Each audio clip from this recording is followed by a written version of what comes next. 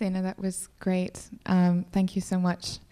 And no technical hitches on the Skype, which I'm, phew. So without further ado, I'd like to allow Sputniko to give her presentation. I think that, as you'll see, there are some really interesting dynamics that we will then be able to discuss, hopefully. Okay. All right. So, first of all, Zena, it's really nice to talk to you today. I'm a big fan of your work too. And it's really interesting to see so much in common, despite, like, I live in Tokyo and you live in Lebanon, but I believe in pink. I believe in pop culture. So it'll be interesting to discuss those things later. So I'm going to start talking about my background. And for the translation people, shall I talk slowly as well? Okay. So I'm going to talk a little bit slowly. So I was born 1985 in Tokyo. My mom's British and my father's Japanese. And both of them are mathematics professors. So I grew up as a real computer science geek, math geek. I only cared about programming, fiddling with my computer. So I moved to London in 2003 to study mathematics and computer science at Imperial College. But then, for some reason, after studying maths, I started getting worked up about many, many problems. And that led myself to go study art at Royal College of Art.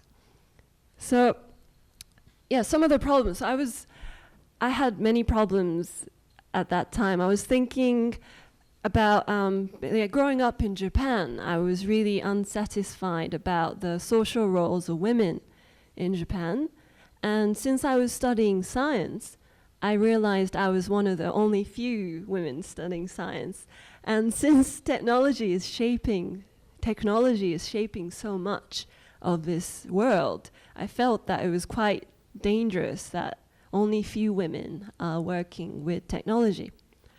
And also, I was just annoyed with so many things about my own biology. Just getting pregnant, menstruation, and all these issues. And I really wanted to be a cyborg. So my key question I had at the time was, can technology and science help me solve all of these problems?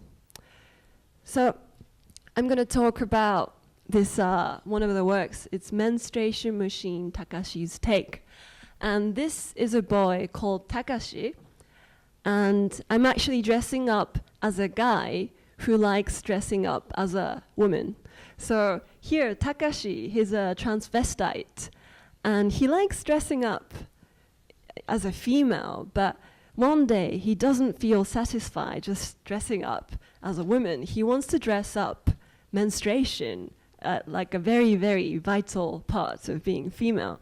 So he builds this machine, menstruation machine, that lets you experience the pain and bleeding of menstruation. And if you look right here, there's a tank that stores 80 milliliters of blood, which is the average blood flow during menstruation in a week. And that comes down right here. And on the stomach, there are these electrodes giving sort of very dull pain on the stomach that creates that menstruation sort of cramp. So anyhow, so I actually built this machine with the help of scientists at Imperial College who is doing research on menstruation and medicine about female. And then I don't just end there by just making a machine. I'm a pop musician. So growing up in Tokyo, I was surrounded by pop, consumer culture, MTV, and all the things I liked Like, I wonder, I guess you know TM Revolution here. So I really love TM Revolution. It's a very J-pop star. And I also liked Laurie Anderson. So anyhow, so I wrote a song about this character, Takashi, who makes this menstruation machine and wears it and goes out in Tokyo. So I'm going to show a little bit of the video. And if you could make the volume a little bit smaller, because I'm going to talk over it. So menstruation is a very interesting topic to think about the relationship between technological progress and gender or social, political backgrounds all the time. Because menstruation happens to almost half of people on the earth, and every month women suffer with bleeding and pain and hormonal changes. But actually in 1960, when the contraceptive pills first came out, the doctors knew how to get rid of menstruation altogether in a very safe way. And that's by taking contraceptive pills every single day. You could actually stop your menstruation coming. But at the time, the doctors thought that women will not use contraceptive pills if they stop menstruation altogether. So they deliberately designed the pill so you take the pill for 3 weeks and then you rest for 1 week. So you get a fake menstruation that you don't need to get every month. And that's 50 years ago. And all these different technology like space travel or internet or bioengineering, all these different technologies came out. But still, women are bleeding every month. And recently, in 2004, some doctors and scientists started to say that maybe this is a little bit wrong. So there's a new pill called Libro that came out in the US that stops the menstruation by taking it. So you only have to have menstruation maybe once a year. But that's only very recent, and it's not very widespread in the world. And also in Japan, contraceptive pills took 9 years to be approved, whereas Viagra took only 5 months to be approved in Japan.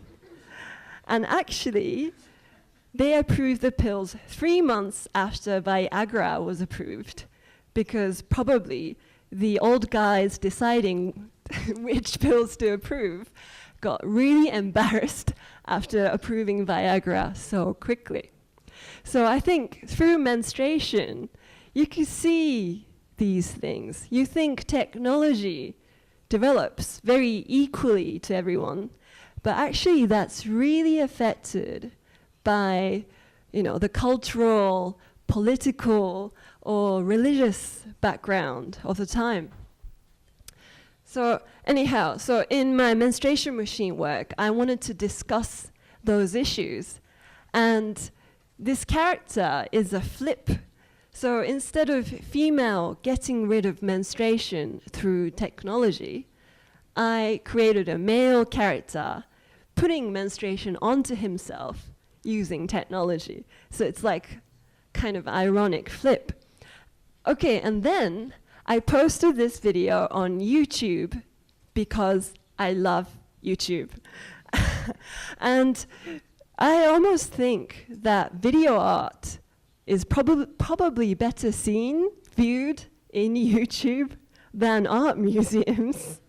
Because in art museums, you walk into a room, the video is halfway through and you just don't know what it's about. But YouTube, you just click on a link and you see the video from wherever point you want to start.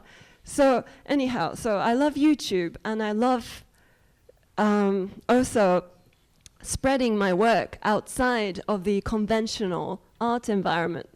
So when I put this work on YouTube, it got absolutely viral. It was blogged all over the place. Gizmodo, Wired, all these different blogs. And it was partly because the first news sort of misunderstood my work completely and said a real Japanese guy really invented this menstruation machine because he desperately wanted to experience menstruation. So it just got crazy, and I had comments after comments on my YouTube from people who were absolutely shocked. Oh, there were women who thought this was a fantastic idea, and this Japanese man needs to be awarded some, amazing award. So I loved these comments I got on this YouTube video, which I could never see if I just show it in an art museum. So in my work, I always put my videos on YouTube because I think that's a very important part of my practice, is to just reach out to an audience outside of a conventional sphere of art. So I want my work and language to be accessible to people. And then I also use Twitter. I'm a crazy tweeter, and I think Zena, you know it already. I tweet too much. But I tweet my private life. I talk about the works I'm working on, or just simple thoughts about any problems happening at the time. Last year, I tweeted about the riots in London, and I would tweet about, other news. And it's interesting to have a conversation with fans and other people. So, okay, anyhow, so I'm going to move on to my next project. This is called Sushiborg Yukari. So what's Sushiborg Yukari? So I wonder, Zena, if you know the word nyotai mori? Nyotai mori is a practice in Japan of serving sushi on naked women. And you only see it in mafia films, black and white mafia films. But it's sort of a very sort of interesting myth that could happen in Japan. So anyhow, Sushiborg is a future version of Nyotai Mori. So she's a Nyotai Mori cyborg. So she has a rotating sushi belt rotating around her waist, and she serves sushi to tired out Japanese businessmen every evening. But actually, Sushiborg Yukari, she has a very advanced intelligence, and she feels that she does not want to be serving sushi on her rotating belt every night forever. So she goes in the kitchen, she starts modifying her own cyborg body, attaches these knives, and one day she goes out to the restaurants, kill everyone surrounding her, eating her sushi, and escape. And because I love violent Japanese black and white films, and I love all the samurai action. So I shot a black and white sort of Japanese mafia samurai film about Sushiborg Yukari.